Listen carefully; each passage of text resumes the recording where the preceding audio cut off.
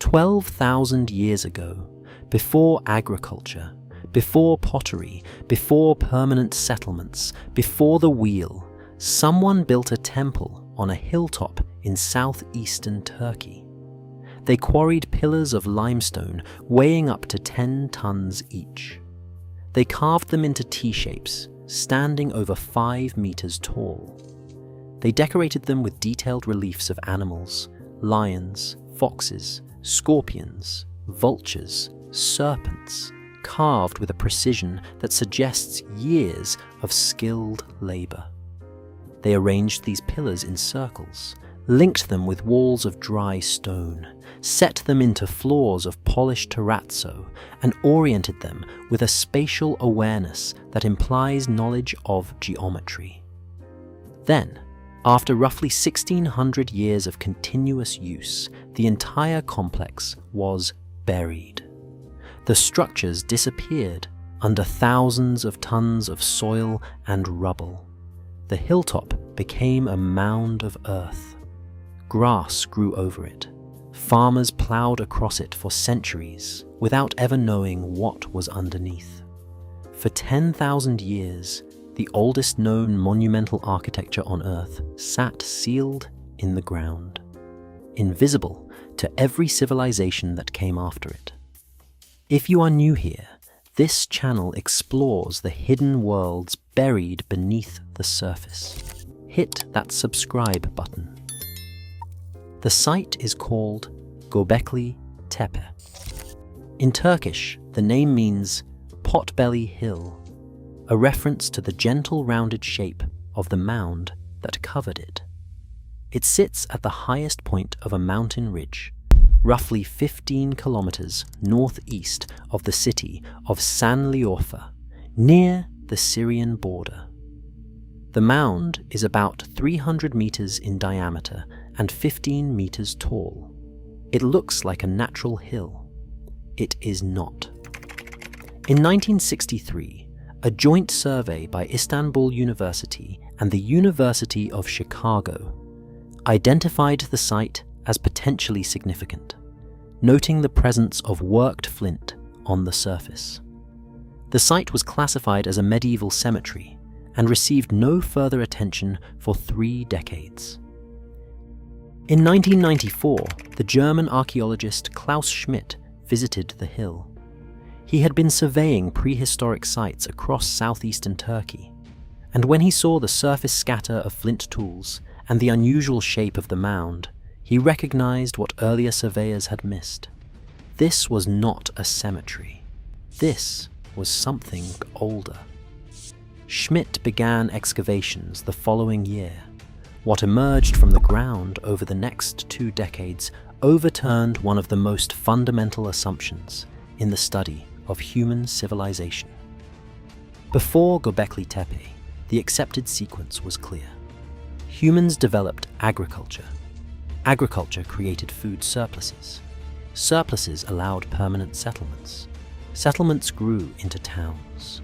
Towns developed social hierarchies, specialized labor, and organized religion. Only then, at the end of this progression, did monumental architecture appear. Temples came last. They were the product of civilization, not the cause of it. Göbekli Tepe reversed the order. The people who built it were hunter-gatherers.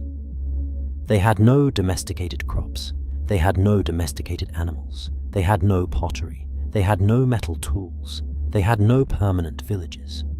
By every conventional measure, they should not have been able to organize the labor, resources, and planning required to quarry, transport, and erect multi-ton stone pillars, let alone carve them with detailed imagery and arrange them in precise geometric formations. And yet, they did. Radiocarbon dating places the earliest construction at Göbekli Tepe at around 9,600 BCE. That makes it roughly 7,000 years older than the Great Pyramid and 6,000 years older than Stonehenge. It predates the invention of agriculture in the region by at least 500 years. In fact, Evidence of the world's oldest domesticated wheat strains has been found at a village just 20 miles from Göbekli Tepe, suggesting that the relationship between the temple and the agricultural revolution may not be coincidental. Some researchers now argue that it was the desire to gather and build, to worship and organize, that drove the development of farming, not the other way around. Religion did not emerge from civilization.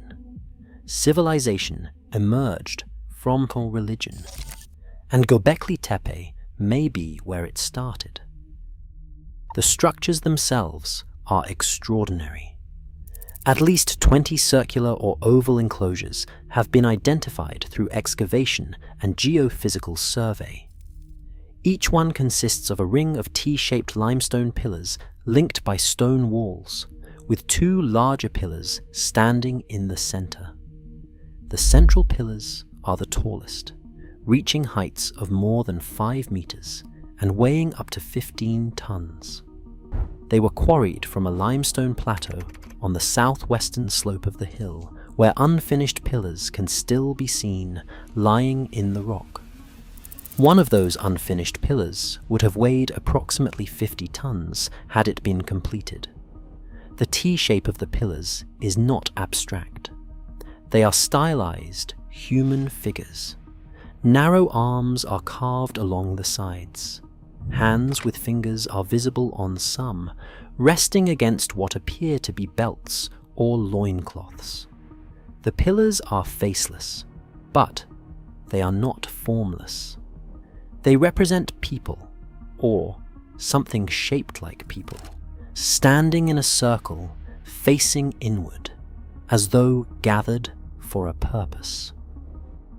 The surfaces are covered with carved imagery: foxes, boars, cranes, ducks, snakes, spiders, scorpions, and lions appear in high relief across the faces and sides of the pillars. The carvings are not random. The same species appear repeatedly across different enclosures, suggesting a shared symbolic vocabulary. Notably, the animals depicted are almost exclusively predators, or creatures associated with danger and death. Deer, the primary food source for the people who built the site, are almost entirely absent. Whatever these images meant, they were not illustrations of daily life. They were something else. One pillar in particular, designated Pillar 43 in Enclosure D, has drawn intense attention. It depicts a headless human body with an erection, positioned beneath a massive scorpion, alongside a vulture holding what appears to be a circular object, variously interpreted as the sun, a comet, or a human head. The imagery is dense, symbolic, and entirely resistant to simple interpretation. Fragments of carved human skulls have been found at the site. 3 partially preserved crania show deep incisions and drill holes, interpreted as evidence of a skull cult, a practice of ritually modifying and displaying the skulls of the dead that appears at other Neolithic sites in the region, but takes a form at Göbekli Tepe that has no exact parallel elsewhere. And then comes the question that has haunted the site since its discovery. Why was it buried? For years, the prevailing interpretation, advanced by Schmidt himself, was that the burial was deliberate. The structures were backfilled with enormous quantities of material, including limestone rubble, flint tools, and animal bones. Schmidt argued that each enclosure was periodically decommissioned, filled in, and sealed, with a new enclosure built on top or beside it. The burial was intentional, he believed, possibly ritualistic, a form of closing or deactivating a sacred space. This interpretation captured the public imagination. A 12,000-year-old temple, deliberately buried by the people who built it, sealed for 10,000 years, then accidentally rediscovered. It was the ultimate sealed-away story. More recently, the picture has grown more complicated. Newer research from the ongoing excavations suggests that at least some of the burial may have been caused by landslides rather than intentional backfilling. The enclosures sit more than 10 meters below the highest areas of the settlement, making them vulnerable to slope failures. Severe landslide events have been documented at the end of the early pre-pottery Neolithic B period, sending rubble from domestic structures and surface sediments cascading down into the lower lying enclosures. Terrace walls were built in later phases, apparently to prevent further slides. But a second major event likely caused at least one enclosure to be abandoned. The truth may lie between the two explanations. Some burial appears to have been natural. Some may have been deliberate. The distinction matters archaeologically, but the result is the same. The structures were sealed underground, preserved by the very material that covered them, while everything left exposed on the surface was damaged by millennia of plowing and erosion. And the vast majority of Göbekli Tepe remains unexcavated. Geophysical surveys using ground-penetrating radar and magnetometry have confirmed the presence of at least 16 additional stone circles beneath the surface that have never been opened. As many as 250 megaliths may still be buried across the site. Only about 5% of the total complex has been excavated. The rest is sealed in the earth, exactly where it was left, waiting. Klaus Schmidt died in 2014. He had spent nearly 20 years at the site. In one of his last interviews, he said that Göbekli Tepe would take another 50 years of work to fully excavate and understand. The current excavation team, led by the German Archaeological Institute and the Sanli-Orfa Museum, has continued the work, but at a pace that reflects the site's fragility. Every pillar that is exposed must be stabilized. Every carved surface must be documented before weathering begins to erase it. The same dilemma that faces every sealed site on Earth applies here. Opening it reveals what is inside. Opening it also begins to destroy it. Meanwhile, the Taş Tepeler project has identified at least 12 similar sites in the surrounding region, suggesting that Göbekli Tepe was not an isolated phenomenon. It was part of a wider network of monumental construction across southeastern Turkey, built by hunter-gatherer communities who were doing something that the conventional timeline says they should not have been capable of doing. And every one of those sites is also largely unexcavated.